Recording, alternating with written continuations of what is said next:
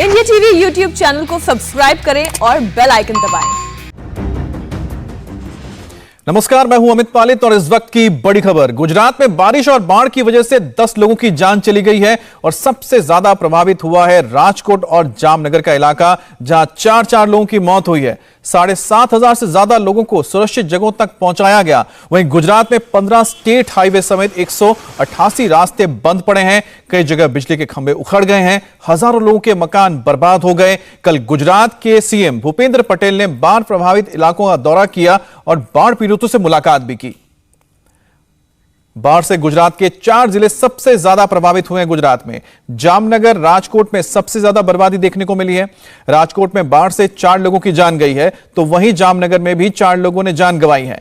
इन जिलों में सैलाब गुजर चुका है, लेकिन तबाही का मंजर पीछे छोड़ गया। और इसी बीच कल सीएम भूपेंद्र पटेल ने बाढ़ प्रभावित लोगों से मुलाकात की और उनको मदद का भरोसा भी दिया। वहीं एनडीआरएफ की 18 टीमें लगातार रेस्क्यू ऑपरेशन में जुटी हुई हैं।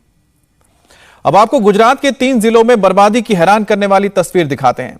जामनगर के कई इलाकों में पानी उतर चुका है, लेकिन पीछे छोड़ गया है तबाही का मंजर। वहीं जूनागढ़ में भी हालात ऐसे हैं कि लोगों के घर बर्बाद हो गए हैं, लाखों का नुकसान हुआ है। इस बीच डूबे इलाकों में लगातार रेस्क्यू ऑपरेशन किया जा रहा है।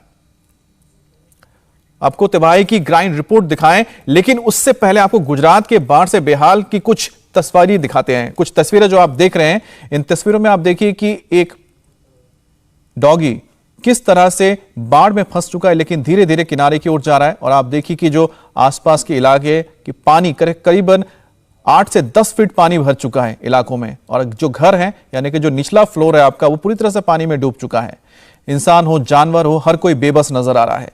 इलाके में करीब 8 फीट से ज्यादा का पानी है। बड़े बड़े ट्रक डूबे नजर आ रहे हैं। लोगों के घरों की पहली मंजिल पूरी तरह से डूब चुकी है और जो लोगों का सामान है पानी में बर्बाद हो चुका है।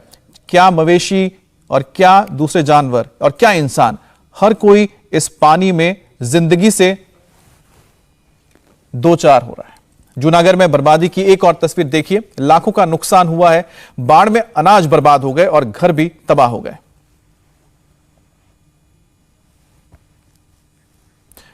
तो ये तस्वीर आप जूनागढ़ की देख रहे हैं, जहां पर पानी उतर जाने के बाद लोगों के घर पर जो तबाही हुई है उसका मंजर आप देख रहे हैं। चाहे फ्रिज हो, घर के जो सामान है वो पूरी तरह से पानी में बर्बाद हो गए हैं।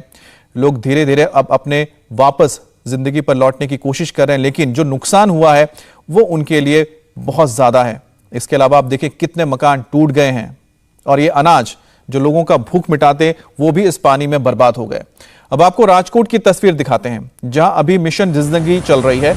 लोगों को लगातार बचाने का काम किया जा रहा है और सैलाब के बीच रस्सी के सहारे जिंदगियां बचाई जा रही हैं। तो यह रेस्क्यू ऑपरेशन आप देख रहे हैं, जहां रस्सी के सहारे लोगों को निकाला जा रहा है जो फंसे हुए हैं, क्योंकि आसपास कई इलाकों में पानी भर गया है और बीच में लोग घरों में फंस गए थे, लेकिन उन तक मदद नहीं पहुंच पा रही थी। जो पुलिस के जवान हैं लोगों को उठाकर घर से बाहर ला रहे हैं, उनको सुरक्षित जगहों तक पहुंचाया जा रहा है, जिसमें काफ़ी बुजुर्ग भी हैं, क्योंकि उनके लिए सबसे ज़्यादा दिक्कत होती है बच्चे और बुजुर्ग, जो खुद को इसमें सबसे ज़्यादा हेल्पलेस महसूस करते हैं।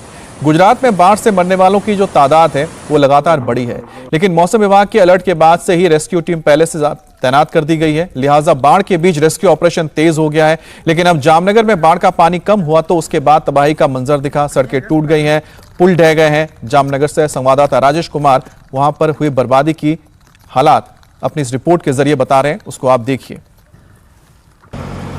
रविवार और सोमवार को हुई तेज बरसात ने जामनगर और राजकोट में भयंकर तबाही मचाई। कई इलाके इन दोनों जिलों के जलमग्न हो गए। इस वक्त हम जहां मौजूद हैं वो सड़क है। ये सड़क, ये ब्रिज जो है वो कनेक्ट करती है राजकोट को और जामनगर को, लेकिन इस सड़क पर कई ऐसे ब्रिजेस हैं, कई ऐसे पुल हैं जो इस वक्त ध्वस्त हैं, जो टूटे हुए हैं। फिलहाल उनकी मरम्मत का काम चल रहा है। आवागमन बड़ी गाड़ियों के लिए बंद किया गया है। पानी का प्रवाह इतना तेज था कि सैकड़ों टन मलबा जो है वो आकर जगह जगह पर इकट्ठा हो गया है। पानी का बहाव जो है वो रुक रहा है। इस वक्त जेसीबी मशीन जो है वो उसी मलबे को हटा रही है, क्योंकि कई जगह पानी जाने का रास्ता जो है वो ब्लॉक हो गया है। वहीं इस तरह की कई जो ब्रिजेस हैं, कई पुल जो हैं वो ध्वस्त हुए हैं। अब पानी का बहाव कितना तेज होगा उसका अंदाजा इसी बात से लगाया जा सकता है कि इस ब्रिज का, इस पुल का एक हिस्से की जो रेलिंग है वो पूरी तरीके से टूट गई है। आपकी नज़र जहां तक जाएगी वहां आपको दिखेगा कि रेलिंग जो है वो पूरी तरीके से टूटी हुई है। ये हरिपर गांव है, कालावाड़ तालुका है जामनगर का, और ये जो सड़क है ये राजकोट और जामनगर को जोड़ती है। फिलहाल ये सड़क बंद है क्योंकि जगह जगह पर ब्रिज जो हैं, पुल जो हैं इसी तरीके से ध्वस्त हैं। उन्हें ठीक करने का काम चल रहा है, लेकिन इलाके के लोग बता रहे हैं कि रविवार और सोमवार को इन इलाकों की हालत बहुत ख़राब थी। इस ब्रिज के ऊपर से तकरीबन 6 से 7 फुट ऊपर से पानी जा रहा था। तो आप समझिए कि कितनी ज़्यादा बरसात हुई है। लोग बता रहे हैं या मौसम विभाग का कहना है कि रविवार और सोमवार को तकरीबन 3 से 350 mm की बरसात जो है वो राजकोट और जामनगर के अलग अलग इलाकों में रिकॉर्ड की गई है। साथ ही 18 सितंबर तक राजकोट और जामनगर के लिए भारी हैं, क्योंकि मौसम विभाग का कहना है कि 18 सितंबर तक बरसात इन इलाकों में तेज हो सकती है। अब राजेश, कालावाड़ इलाके से कुछ आगे बढ़े तो फुलझर नदी पड़ी और उस पर बने पुल तक जब पहुंचे तो यहां पर हाल इतना बुरा था कि यहां पर जो ट्रैफिक है पूरी तरह से बंद है, क्योंकि आप देखिए ये पूरी तरह से जो ब्रिज है मलबे से भरा हुआ है। 24 घंटे पहले इस जगह पर एक चमचमाती सड़क हुआ करती थी। यह सड़क राजकोट को जूनागढ़ जामनगर से जोड़ती है। कालावाड़ तालुका का खंडेरा इलाका है, ये खंडेरा गांव है यहां पर, और ये ब्रिज जो है वो कई सालों से लोगों को राजकोट से जामनगर और जामनगर से राजकोट ले जा रही थी। लेकिन रविवार और सोमवार को जो तेज बरसात इन इलाकों में हुई है, तकरीबन 350 mm बरसात जो है इन इलाकों में रिकॉर्ड की गई है, उस वजह से इन इलाकों में जो बांध थे, जो नदियां थी, वो ओवरफ्लो करने लगी। बहाव काफी तेज था और उस वजह से कई पुल जो हैं वो ध्वस्त हुए हैं, बर्बाद हुए हैं, तहस नहस हुए हैं। यही वजह है कि आवागमन बंद है। जो नदी है ये फुलझर नदी है और तबाही का आलम देख लीजिए।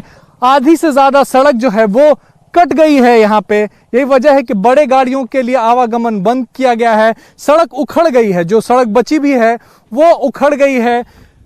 किनारे में जो बाउंड्री वॉल था उसका कहीं नामो निशान नहीं है, वो बह के कहीं दूर नदी में जा गिरी है। मैं कैमरामैन विजेंद्र से कहूं कि दिखाएं तो दूर नदी में जाके कहीं बाउंड्री वॉल जो है वो गिरा हुआ है। ये नीचे देखिए, ये नीचे टूटकर बाउंड्री वॉल का कुछ हिस्सा नीचे गिरा हुआ है। बहाव कितना तेज होगा इससे अंदाजा लगाया जा सकता है। बड़े बड़े पिलर्स जो थे इस ब्रिज को, काफी मजबूत ब्रिज जो है वो देखने से प्रतीत हो रहा है, मालूम पड़ रहा है काफी मजबूत ब्रिज था, ये पुल था। तो जामनगर में जगह जगह मरम्मत का काम तेजी से किया जा रहा है। सड़कों को तेजी से बनाने का भी काम चल रहा है ताकि जल्द ही जो ट्रैफिक है वो वापस पटरी पर लौट आए। ये गुजरात प्रशासन का एक्शन ही है जो जल्द से जल्द यहां पर अब काम किया जा रहा है। हरिपर में हम मौजूद हैं। ये कालावाड़ इलाका पड़ता है जो कि जामनगर और राजकोट के बीच में है, और वहां पर इस वक्त एक पुल के मरम्मत का काम जो है वो चल रहा है। हरिपर का इलाका है। गुजरात सरकार के में अभी भी बदलाव हुआ है, नए मुख्यमंत्री आए हैं, उसके बावजूद भी जो लोकल प्रशासन है वो अपनी काम मुस्तैदी से कर रहा है। दूसरे राज्यों में ऐसी तस्वीर शायद ही देखने को मिलती है कि तबाही हो और तुरंत के तुरंत जो है वो काम शुरू हो जाए, उसके ठीक करने का, तबाही से जो नुकसान हुआ है उसे कम करने की प्रक्रिया जो है वो शुरू हो जाए। कई राज्यों में ये स्थिति बहुत देर से देखने को मिलती है, लेकिन ये गुजरात है। यही वजह है कि महज कुछ घंटों के अंदर ही ब्रिजेस जो टूटे हैं उन्हें बनाने का काम शुरू हो गया है। कलवाड़ इलाके के विधायक प्रवीण मुसडिया राहत काम की निगरानी खुद कर रहे हैं और उनका मानना है कि क्लाइमेट चेंज का नतीजा यह है कि इलाका सूखे से परेशान रहता था, लेकिन अब इतना यहां पर पानी बहा है कि लोग अब पानी से त्राही त्राही कर रहे हैं। पहली बार इतनी बरसात यहां पर हुई है और जिसके चलते पूरा इलाका पानी में डूब गया। कालावाड़ इलाके के विधायक प्रवीण मुसडिया इस वक्त हमारे साथ हैं। उनसे हम बात करते हैं और जानते हैं कि इस इलाके में एकाएक इतना पानी कहां से आया और क्या इसके पहले इस इलाके ने ऐसी त्रासदी झेली है क्या। मुसडिया साहब ये बताइए कि हमने पहली बार सुना कि इन इलाकों में, जामनगर का इलाका हो या राजकोट का इलाका हो, जहां बाढ़ जैसी स्थिति बनी हो, क्या इससे पहले इन इलाके में रहने वाले लोगों ने ऐसी विपदा झेली है? नहीं, इससे पहले कभी ऐसी विपदा नहीं। हमने बुजुर्ग लोगों को भी पूछा है कि भाई इस तरह की बारिश के इस तरह का पानी कभी आया इस विस्तार में, तो वो सभी ने ना बोली है। लेकिन अकॉर्डिंग टू माय ओपिनियन, मैं जानता हूँ, मेरी जानकारी के तहत ये जो क्लाइमेट चेंज हुआ है इसका ये प्रभाव है, क्योंकि ये विस्तार खास करके अछत पानी की अछत वाला विस्तार है। यहाँ बारिश कम ही होती है, बारिश के लिए कमी रहती थी, नहीं पानी की कमी रहती थी इतनी। अगर जूनागढ़ के बाद अगर सबसे ज्यादा कोई प्रभावित इलाका हुआ है जूनागढ़ जामनगर के अलावा, तो है राजकोट। अब राजकोट की तस्वीर आपको दिखाएं। बाढ़ जब आया तो इलाके में करीब 10 फीट तक का पानी भर गया। राजकोट के मेटोडा इलाके में हाल बेहाल था। लोगों के घर डूब गए थे, अंदर रखा सारा सामान पानी में डूब चुका था। अब हालत यह है कि चारों तरफ सिर्फ बर्बादी का मंजर नजर आ रहा है। लोगों के घर में जो तमाम उनकी रोजमर्रा की चीजें थी वो सब बर्बाद हो चुकी हैं। ये जो बर्बादी और तबाही की तस्वीरें हैं, ये राजकोट जिले के मिटोड़ा जीआईडीसी इलाके के वडवाजड़ी गांव के एक घर की है। निहाल नाम के शख्स का ये घर था। 24 से 48 घंटे पहले ये आपके और मेरे जैसे घर के जैसी ही स्थिति इस पूरे कमरे की थी, इस पूरे घर की थी। टीवी भी था, फ्रिज भी था, यहाँ पे बेड भी था, सब कुछ व्यवस्थित था। लेकिन बाढ़ आई और अपने साथ तबाही लेके आई। पूरा घर अस्त व्यस्त है। आपको तस्वीरों को देखकर अंदाजा लग पाएगा कि पूरा घर और घर में रखा हर एक सामान इस वक्त बर्बाद हो गया है, चाहे वो फ्रिज हो या फिर टीवी हो, कपड़े हो, अलमीरा हो या फिर किचन का सामान हो।